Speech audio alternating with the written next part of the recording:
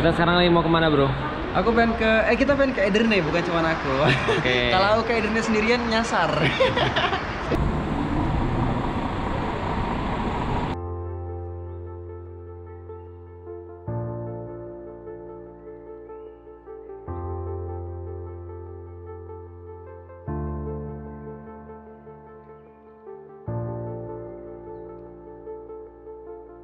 Assalamualaalaikum warahmatullahi wabarakatuh.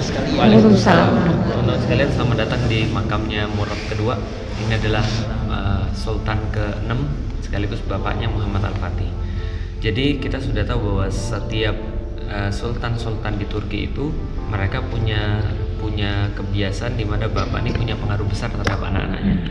Dan kita sudah tahu bahwa penaklukan Konstantinopel itu kan bukan dimulai daripada Muhammad Al-Fatih, tapi sudah dari Rasulullah, para sahabat, kemudian sampai ke Utsman pertama kali. Nanti saya ceritain kenapa sih Utsman itu dikatakan yang pertama kali memulai jalan kepada penaklukan Konstantinopel. Ibaratnya kalau seandainya kita itu seorang manusia lagi bikin jalan setapak ya, kalau kita boleh ambil satu batu, kita taruh, dan kita tahu kita nggak akan mungkin sampai ke sana, tapi dia sudah memulai untuk menaruh batunya itu. Lalu kemudian datang orang lain lagi nginjak di situ, lalu naruh batunya lagi ke depan, karena mereka yakin bahwa apa yang mereka usahakan pasti akan kabul, pasti akan tercapai.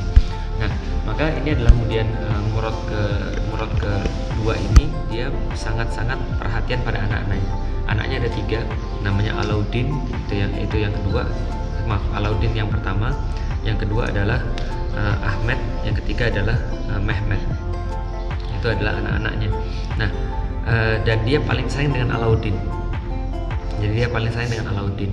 Nah, Alauddin ini saking disayanginya itu setelah Alauddin itu meninggal, maka dia bilang pada semua orang bahwa nanti kalau saya meninggal, saya tolong dimakamkan di makamnya Alauddin atau di samping makamnya Alauddin. Nah, maka dibuatlah kompleks pemakaman ini untuk Alauddin. Dan Alauddin anaknya Murad. Nah, Murad kedua meninggal karena dia ini orangnya sangat lembut sekali, tidak seperti Mehmed. Bahkan ketika Murad ini berkuasa, orang-orang takut sama dia, tapi dia tuh lembut, mudah diajak negosiasi, orangnya nggak terlalu keras seperti pendahulu-pendahulunya, mungkin garang ya, tapi dia agak santai dan sangat menonjol dengan ilmunya. Jadi bahasa Arabnya bagus, lalu kemudian dekat dengan para ulama, dan dia juga mengartikan banyak sekali kitab-kitab berbahasa Arab. Dia seorang penyair dan seterusnya. Dan dia itu ketika meninggal sangat ketahuan dari makamnya. Nah, ini maka coba lihat. Tadi kan saya nunjukin dari tadi untuk apa? Untuk menunjukkan bahwa makam ini berbeda dengan makam yang lain. Ya betul, yang lain megah-megah ini bahkan nggak ada sama sekali hiasan-hiasan apapun. Betul, nggak ada ukiran, nggak ada keramik dan seterusnya. Kenapa? Itu pesannya dia. Jadi dari awal ketika dia bilang nanti kalau saya sudah meninggal, saya tolong dimakamkan di satu tempat, makamkan saja secara sederhana, yang penting saya didekatkan dengan anak saya Alauddin. Kemudian dia bilang yang paling penting jangan ditutupin atasnya. Nah, makanya itu bolong di atas, atau kan bolong. Nah, kenapa dia bilang supaya ketika ada sinar matahari itu adalah rahmatnya Allah, maka supaya mengenai kuburku. Nah, ketika nanti ada hujan, biar hujan itu adalah rahmat Allah dan kemudian mengenai kuburku. Nah, berarti kemudian dia pengen agar sinar matahari dan hujan itu menjadi rahmat Allah bagi kuburan dia. Jadi artinya dia memesankan seperti itu sehingga kuburannya sederhana kayak begini. Adapun ini kan dibuat oleh kita nih, dibuat oleh mereka. Jadi dulunya nggak ada, dulunya cuma gini aja. Nah, ini makamnya Sultan Murad. Artinya gini, seorang Muslim itu dia punya satu visi besar dalam hidupnya. Dia tuh tidak akan berlebih-lebihan dalam hidup dia. Gitu kan, itu yang orang berilmu kan tidak akan berlebih-lebihan. Artinya kalau misalnya dia bisa naik dengan duit 100, ngapain harus pakai duit 300 gitu kan misalnya. Kalau misalnya Innova bisa mengantari dia, kenapa dia harus pakai Pajero misalnya? Saya bertanya kenapa mobilnya satu kali Pajero gitu kan. Jadi gini. Maka kita harus lihat juga begini. Orang Muslim itu dia tidak akan larut dalam kenikmatan dunia. Tapi bukan berarti dia mengharamkan kenikmatan dunia. Khususnya ketika kenikmatan dunia itu bisa menjadi sebuah syiar bagi dia. Bisa dipahami ya. Contoh misalnya, ada orang bilang kenapa sih masjid harus dibuat bagus? Padahal masjidnya Rasul sangat sederhana sekali. Masjid Rasul kita sudah tahu lah, kotak, setengahnya ditutupi pakai pelepah kurma misalnya. Cuma penerangannya lebih banyak daripada rumah beliau sendiri. Rumah beliau sendiri aja kayak apa?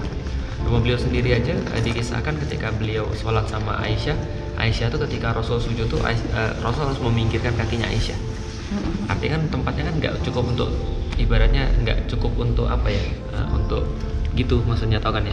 Nah, jadi kalau Rasul sujud ya harus dipingin kakinya Aisyah. Berarti kalau Aisyah ada di sini pas sholat kakinya dipingin supaya bisa sujud.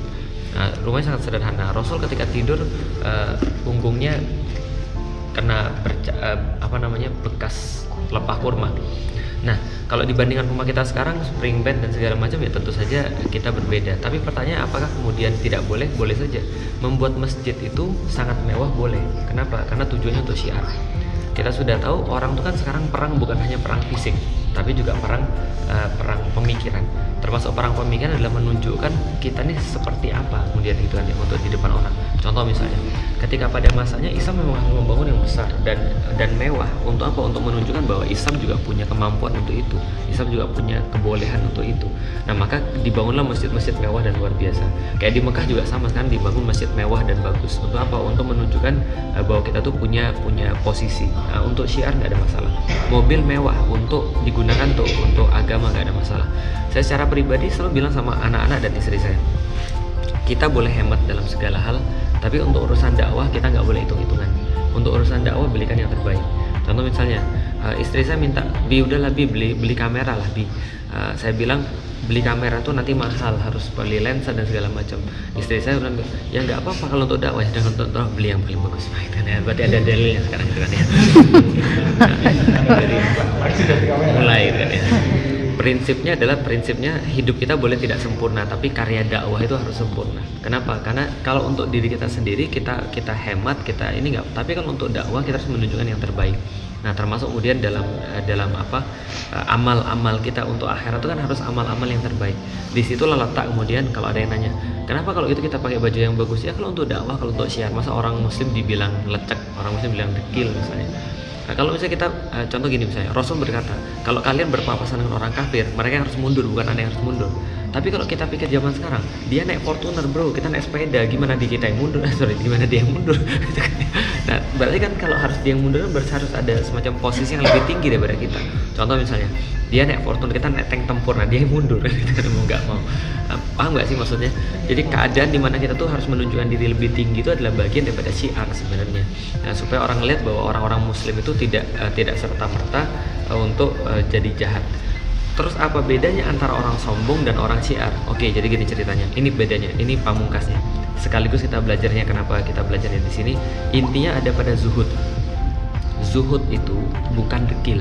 Zuhud itu bukan miskin. Zuhud itu bukan pakai pakaian yang jelek, bukan. Zuhud itu adalah merasa tidak punya kepentingan dengan dunia. Itu zuhud. Jadi orang miskin bisa zuhud, orang kaya bisa zuhud. Orang miskin bisa nggak zuhud, orang kaya bisa nggak zuhud. Contoh misalnya, ada orang miskin ngelihat tetangganya punya rumah, ngelihat tetangganya punya mobil baru, lalu kemudian dia bilang, enak ya kalau punya mobil, pasti kita bisa kemana-mana lebih enak. Itu nggak zuhud, udah miskin nggak zuhud lagi, habis sekalian. Tapi ada orang kaya yang zuhud, orang kaya tapi dia merasa ini apa terdakwah keluarin itu zuhud. Dia merasa nggak berkepentingan dengan dunia. Artinya dunia itu dia gunakan untuk akhiratnya, bukan sebaliknya. Nah, berarti intinya adalah apa? Tujuan kita apa, niatnya. Setelah itu kita lihat berlebih-lebihan atau tidak dalam menggunakan dunia itu. Selama kita gunakan dunia itu untuk akhirat kita, untuk dakwah, insya Allah itu bagian daripada zuhud itu. Itu yang diajarkan oleh Rasulullah dan para sahabat. Makanya para sahabat itu ada yang punya kendaraan bagus, ada yang punya kendaraan nggak bagus. Artinya kalau mau kaya, maka kaya itu harus jadi pilihan. Kalau mau miskin itu juga harus jadi pilihan. Rasulullah itu miskin itu pilihan atau paksaan? Pilihan Rasulullah. Lah kalau kita sudah miskin paksaan, terus kemudian nggak zuhud lagi, sudah miskinnya bukan pilihan, nggak zuhud lagi. Nah, itu yang tidak boleh di dalam Islam. Jadi semuanya intinya adalah untuk akhirat. Nah, itu yang diajarkan oleh Murad kepada anak-anaknya, termasuk pada Muhammad Al-Fatih dan seterusnya. Nah, maka kita lihat dulu ada satu hadis yang pernah disampaikan pada saya, bahwa Rasulullah berkata, umat zaman dulu itu mereka dimenangkan dengan visi dan zuhudnya mereka. Sedangkan kita itu dihancurkan dengan tulul amal, panjangnya angan-angan, karena kita terus menerus menunda dan bermewah-mewahan dalam dunia, hubud dunia. Sedangkan mereka dimulai dengan visi dan kezuhudan atas dunia.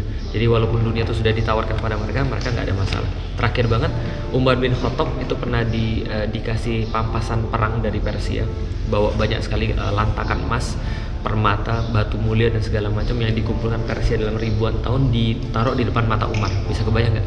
Banyak sekali hartanya. Ngelihat gajah-gajah, binatang yang belum pernah dia lihat, terus dia bilang begini.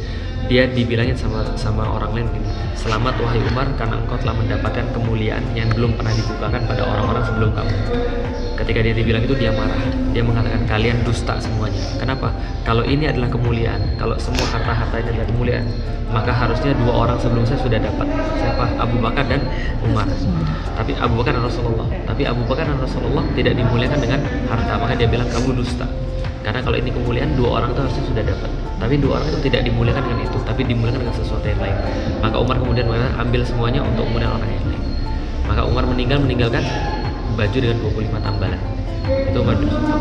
Allah bisa mudah-mudahan kita jadikan hidup kita itu zuhud dan bisa meniru para sahabat yang menjadikan dunia itu cuma untuk jembatan mereka untuk akhirat. Yuk kalau gitu. Dan ada banyak banget pelajaran yang bisa diambil. Dan seharusnya setiap perjalanan-perjalanan, kenikmatan-kenikmatan yang Allah berikan kepada kita ini, kita harus syukuri. Kita harus syukuri, dan salah satu cara bersyukur itu ada 3. Nggak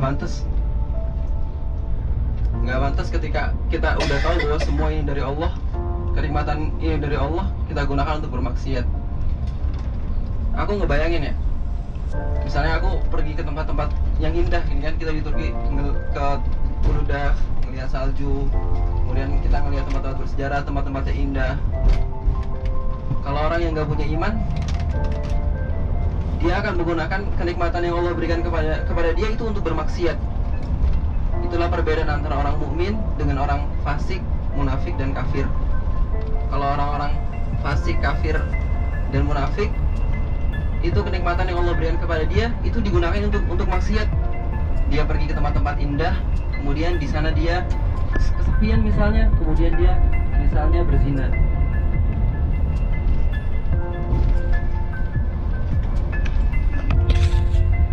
Kalau kita sebagai seorang muslim, harusnya ketika kita melihat tempat-tempat indah seperti ini, menambah keimanan dan ketakwaan kita.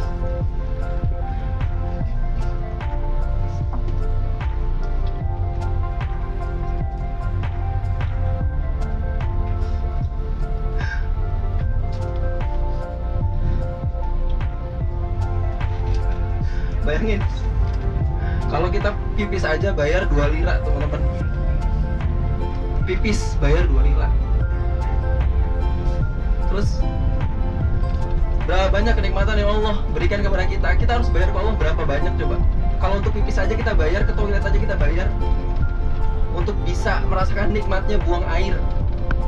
Terus berapa banyak nikmatnya yang sekarang kita rasain? Kita harus bayar berapa ke Allah coba? Kita nggak bakal mungkin bisa. Dan salah satu-satunya cara supaya kita bisa membayar semua kenikmatan yang Allah berikan itu dengan taat kepadanya. Allah katakan, wa idz ta'adzana rabbukum la in syakartum la azidannakum wa la in kafartum inna azabi lasyadid.